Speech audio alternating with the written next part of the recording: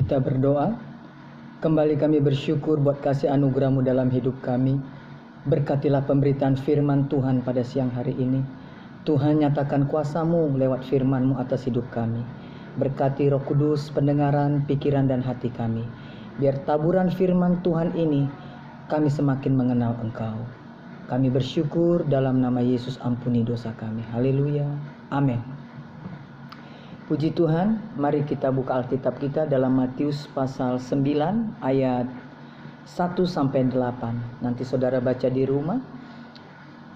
Ayat utamanya adalah, saya bacakan untuk saudara.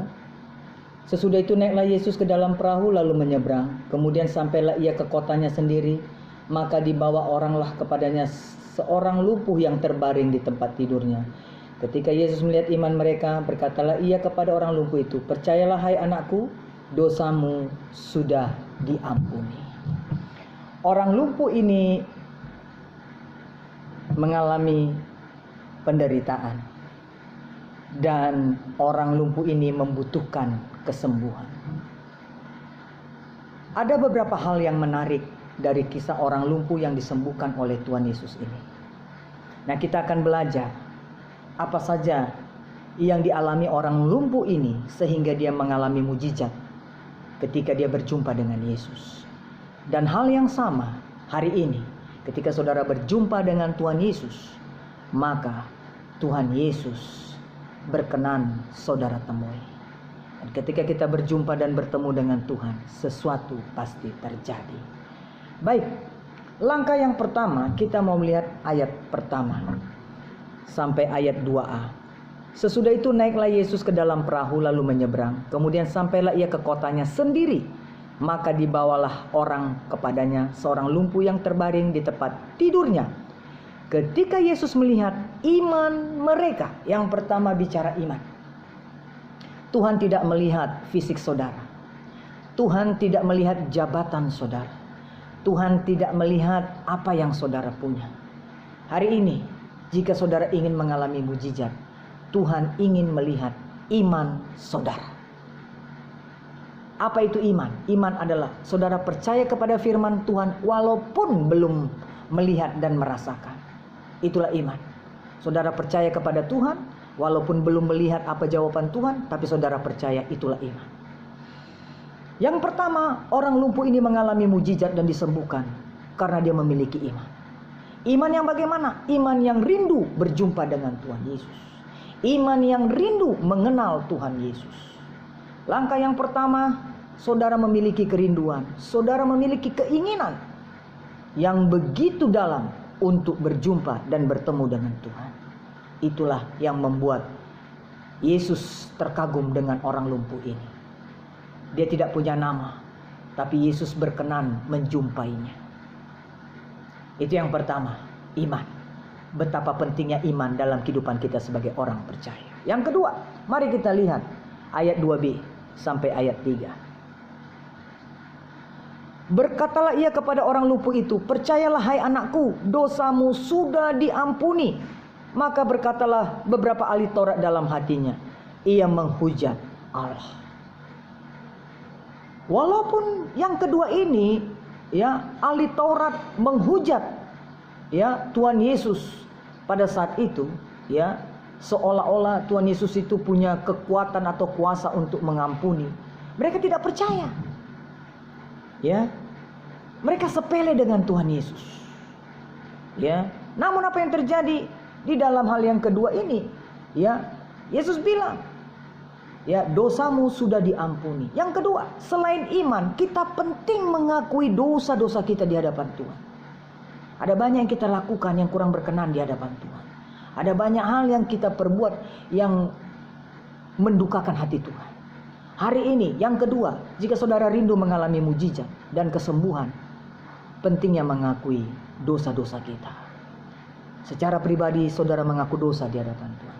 Secara pribadi, saudara mengakui segala kesalahan yang sudah saudara buat. Yang ketiga, Bapak Ibu Saudara, ya, yang ketiga ayat keempat. Tetapi Yesus mengetahui pikiran mereka, lalu berkata, "Mengapa kamu memikirkan hal-hal yang jahat dalam hatimu?" Yang ketiga, Mengapa ahli Taurat itu memikirkan hal-hal yang jahat dalam hati mereka? Jika saudara rindu mengalami mujizat dan berkemenangan dalam segala situasi kondisi yang saudara alami, hendaklah pikiran dan hatimu memikirkan hal-hal yang sesuai dengan firman Tuhan. Bukan hal-hal yang jahat, bukan hal-hal duniawi, tetapi pikirkanlah ya dalam hatimu, tanamkan firman Tuhan. Karena itulah yang membuat engkau mengalami mujizat dan berkemenangan. Yang ketiga, firman Tuhan hari ini, ya, pikiran dan hati yang sesuai dengan firman Tuhan. Saya percaya ketika hati dan pikiran saudara sesuai dengan firman Tuhan, saya percaya mujizat saudara pasti alami. Pertolongan Tuhan pasti nyata dalam hidup saudara. Itu yang ketiga. Yang keempat, yang terakhir, ayat 6-8. Tetapi supaya kamu tahu bahwa di dunia ini anak manusia berkuasa mengampuni dosa. Lalu berkatalah ia kepada orang lumpuh itu, bangunlah, angkatlah tempat tidurmu dan pulanglah ke rumahmu. Dan orang itu pun bangun lalu pulang. Maka orang banyak yang melihat hal itu takut lalu memuliakan Allah. Dan telah memberikan kuasa, yang telah memberikan kuasa sedemikian itu kepada manusia. Yang terakhir, yang keempat, Tuhan mau kita bangun dan berjalanlah. Artinya apa? Ada respon. Ketika kita mendengarkan firman Tuhan, yang pertama tadi dikatakan punya iman. Yang kedua dikatakan pentingnya mengakui dosa, akui dosa saudara. Yang ketiga, ya, pikiran dan hati kita harus sesuai dengan firman Tuhan. Dan yang keempat, kita harus punya respon terhadap firman Tuhan. Lakukan apa yang sudah saudara tahu dalam firman Tuhan. Karena ketika saudara lakukan firman Tuhan itu, saya percaya, ya, tidak sulit bagi saudara untuk berjumpa dengan mujizat. Hari ini mujizat Tuhan masih berlaku kepada saudara dan saya. Ya, kemarin dia tolong saudara, dia berikan mujizat dalam kehidupan saudara. Maka hari yang sama ini, Tuhan yang sama menolong kita, membuka pintu mujizatnya dalam hidup kita. Saya percaya judul khotbah kita hari ini, ya, tidak ada yang sukar bagi Tuhan. Orang lumpuh dia bisa buat berjalan. Orang buta dia bisa buat melihat. Orang yang jahat dia bisa kembalikan kepada jalan yang benar. Apa yang sulit bagi manusia tidak sulit bagi Tuhan. Saya percaya firman Tuhan pagi hari ini, ya, membuat kita semakin hari semakin melangkah bersama dengan Tuhan. Miliki iman sesuai dengan firman. Yang kedua, akui dosa. Yang ketiga, pikiran dan hati kita harus sesuai firman Tuhan. Yang keempat, bangunlah dan berjalanlah. Artinya ada respon kita. Kita mau melakukan firman Tuhan dengan penuh sukacita. Ya, respon sangat dilihat dan ditunggu oleh Tuhan. Tuhan memberkati kita. Mari kita berdoa. Bapa di surga, kami bersyukur buat kasih dan anugerah-Mu. Firman-Mu mengingatkan kepada kami untuk kami tetap mengenal dan berjalan sesuai dengan firman-Mu. Kami percaya firman Tuhan pada hari ini memberikan kami jalan keluar. Tidak ada yang sukar bagi Tuhan. Apapun masalah yang kami hadapi, kami percaya mujizat Tuhan masih terjadi dalam hidup kami. Terima kasih Tuhan buat firman. Berkati kami yang saat ini mungkin dalam aktivitas. Tuhan, dimanapun kami berada, penyertaan Tuhan sempurna atas kami. Kami percaya Tuhan, kami boleh tetap dibangun dalam iman kebenaran kepadamu. Berkatilah apa yang sudah kami dengar dalam loh batin kami. Tambah hari kami tambah mengenal Tuhan. Ampuni kami bila hati dan pikiran kami sering salah, tidak sesuai dengan firman Tuhan. Terima kasih Bapa, kami bersyukur. Berkati seluruh kami jemaat-Mu. Berkati kami yang sudah membawa persembahan kami. Berkati kami yang sudah mengembalikan perpuluhan kami, persembahan syukur kami. Berkati kami semua. Terpuji Tuhan kekal selama-lamanya. Dalam nama Yesus kami berdoa. Mari angkat tangan kita, arahkan hati kita kepada Bapa di sorga.